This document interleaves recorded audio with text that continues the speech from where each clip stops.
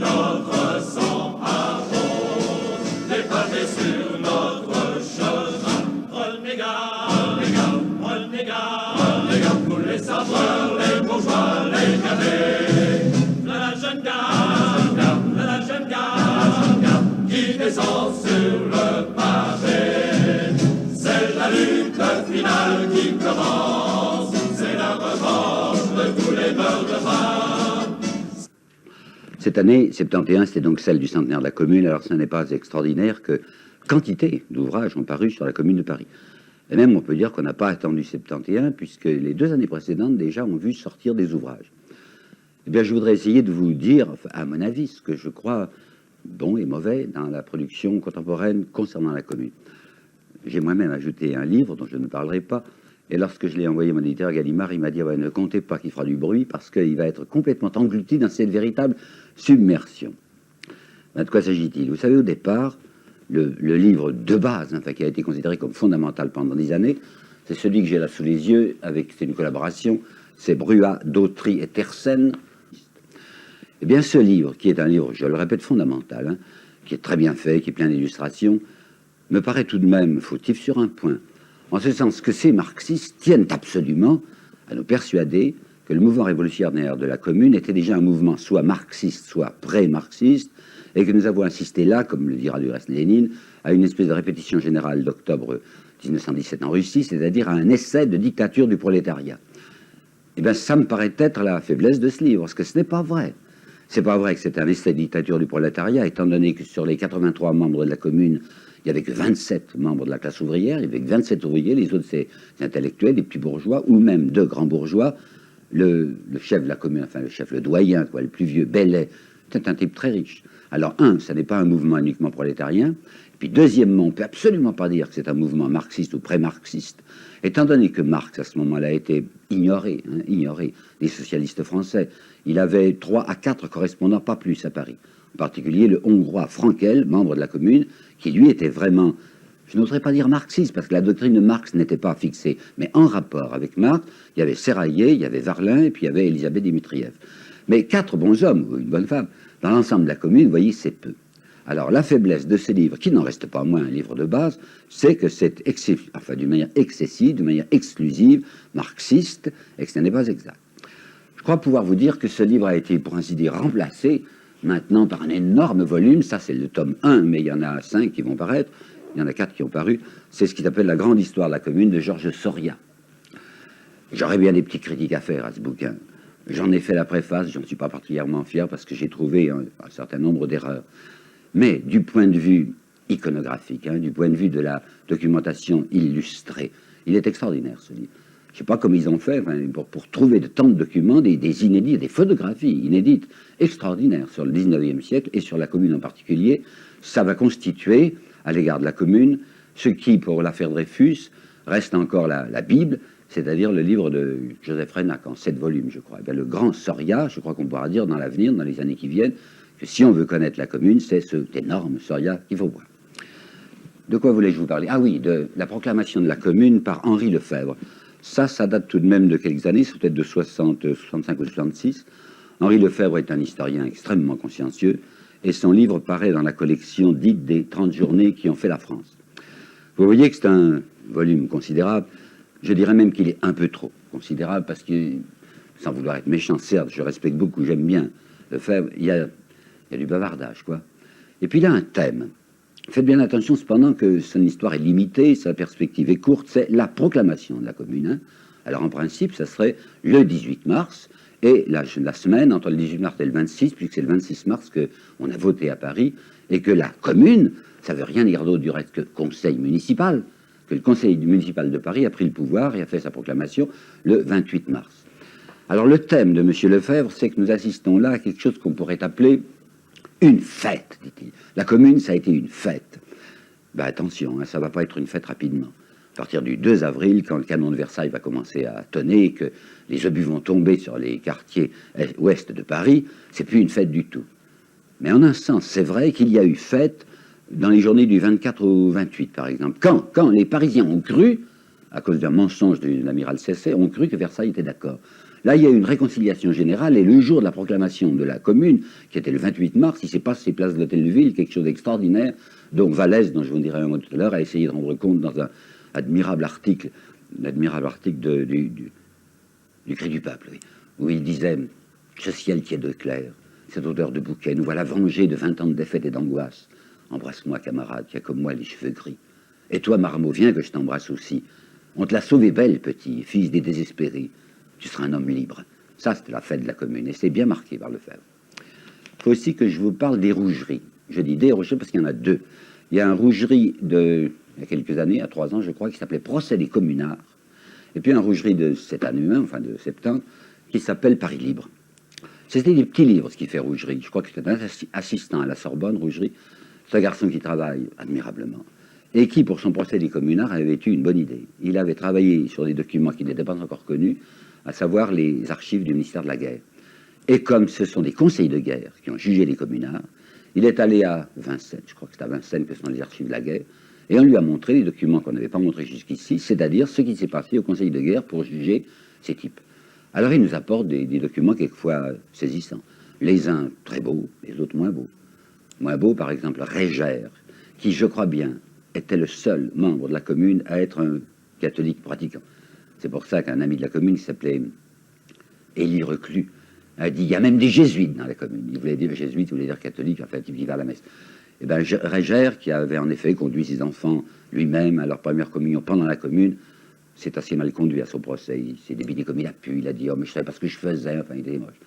Mais c'est aussi à Rougerie que l'on doit des textes comme Ferré, par exemple. Il y a Ferré qui a refusé de se défendre et qui a simplement remis une petite lettre au conseil de guerre, qui est très belle. Et puis, il y a un texte de Courbet, qui fait plaisir à voir. Courbet, plein de fautes d'orthographe, vous savez, avec des fautes de français aussi, mais avec une gentillesse, un courage aussi, disant, mais je me dégonfle pas, hein, parce que j'ai fait, j'ai cru devoir le faire.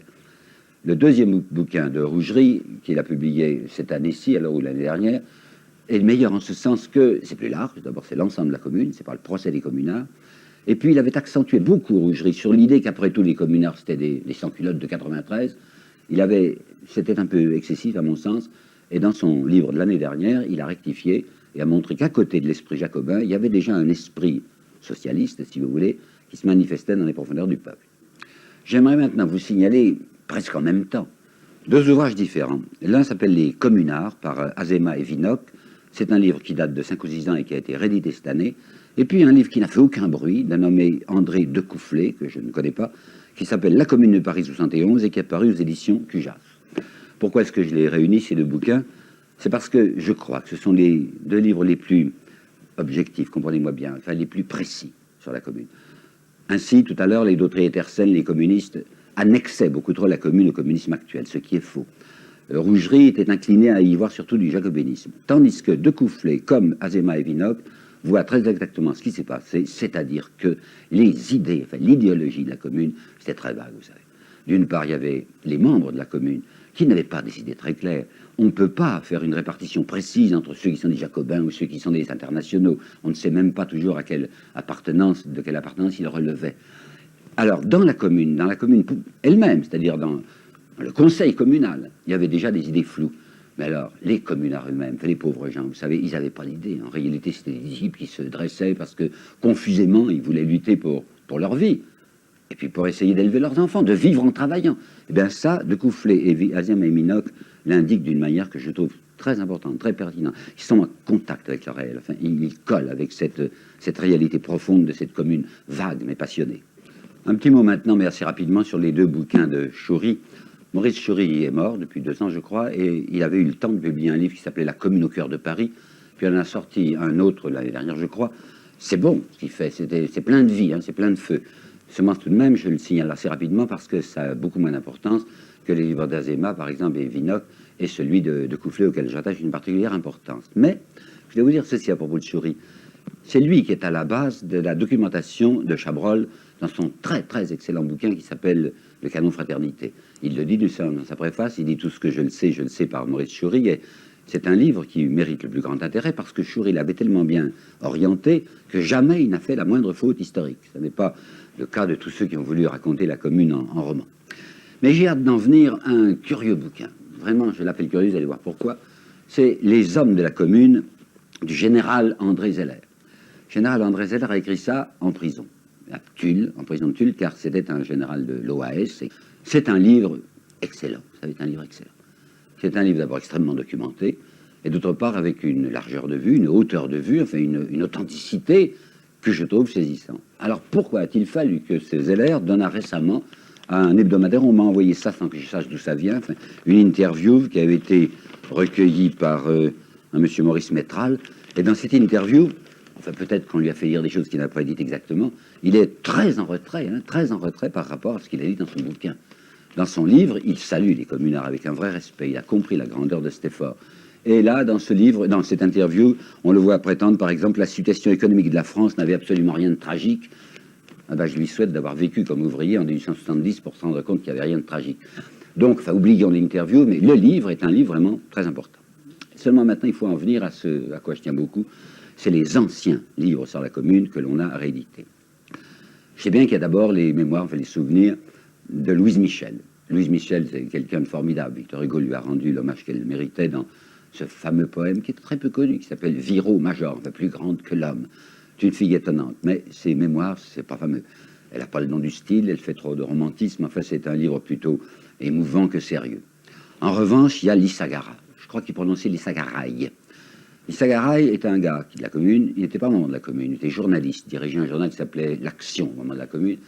Il s'est sauvé, il est arrivé à sauver sa vie, il est allé en Belgique, et c'est là en 1876 qu'il a écrit la première histoire de la commune, qui, je vous le répète, aujourd'hui encore est peut-être ce qu'il y a de meilleur sur la commune.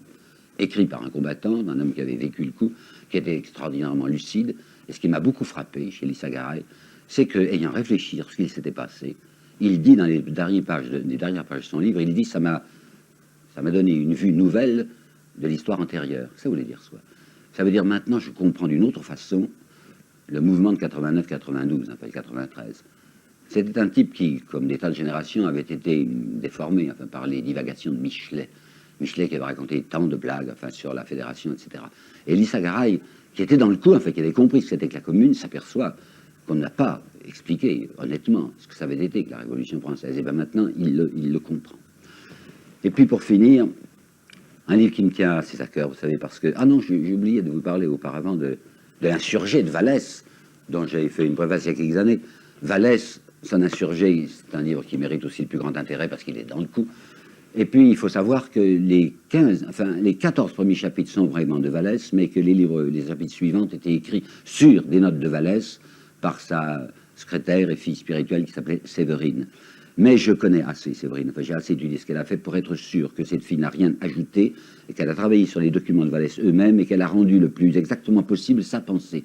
Ben, c'est un livre de premier ordre, c'est un livre aussi frémissant et plein d'intelligence comme l'était Vallès. Oui, alors pour finir, un livre qui me tient particulièrement à cœur parce qu'il est sorti à Neuchâtel.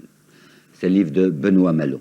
Benoît Malon, membre de la commune, un des internationalistes, enfin ceux qui représentaient l'esprit social le plus net, s'est réfugié à Genève d'abord, puis il est venu à Neuchâtel, et c'est là qu'il a publié son livre important, et qui s'intitule « La troisième défaite du prolétariat français ». Pour lui, la première défaite, c'est celle des canuts de Lyon. Je crois qu'il se trompe, il y a quelque chose d'antérieur. Oui, il y a eu le drame des canuts lyonnais qui ont été mitraillés.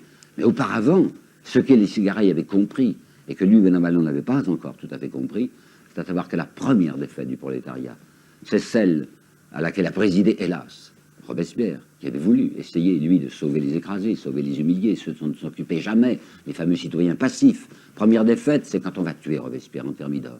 Deuxième défaite, c'est avec Cavaignac, en 1848, les journées de juin, vous savez, où Cavaignac va faire tirer au canon sur les maisons ouvrières et va ramener la canaille au chenil par des moyens appropriés. Et la troisième défaite du prolétariat, c'est le 28 mai 1871, enfin 71, lorsque la commune s'écroulera.